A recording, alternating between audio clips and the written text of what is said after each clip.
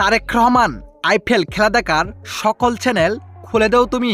মুস্তাফিজকে আমরা ডাবল দামে কিনবো, তবু তুমি খুলে দাও, নয়তো আমাদের বিরাট বড় ক্ষতি হবে। দর্শক, এবার মুস্তাফিজকে ফিরিয়ে নেওয়ার জন্য হাত জোর করে একই বললেন ভারতের মোদি তারেক রহমানের কাছে, যা মুহূর্তেই ভাইরাল হয়ে যায়।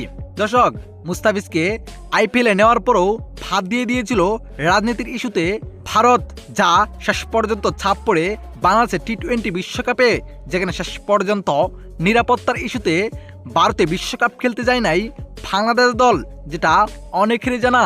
তবে এইবার ভারতের প্রধানমন্ত্রী মোদি তারেক রহমানের কাছে রীতিমতো হাত জোর করে ক্ষমা চেয়েছেন, যেখানে তিনি বলেন, তারেক, আমাদের অনেক বড় ভুল হয়েছে। তোমরা যদি আমাদের খেলা সম্প্রচার না করো, সকল চ্যানেল বন্ধ করে রাখো, তাহলে আমাদের বিরাট বড় ক্ষতি হবে। আমরা মুস্তাফিজকে ফিরিয়ে নেব।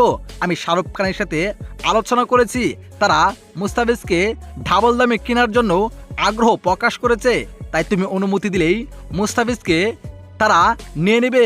আর তার এমন কথার উপর কঠিন জবাব দিলেন তারেক রহমান, যেখানে তিনি বলেন, আপনারা অনেক বড় ভুল করেছেন, যা আমার কাছে অসম্ভব। আমি এটা কোনোভাবে করতে পারবো না। যেটা পদক্ষেপ নিয়েছে সেটাই হবে।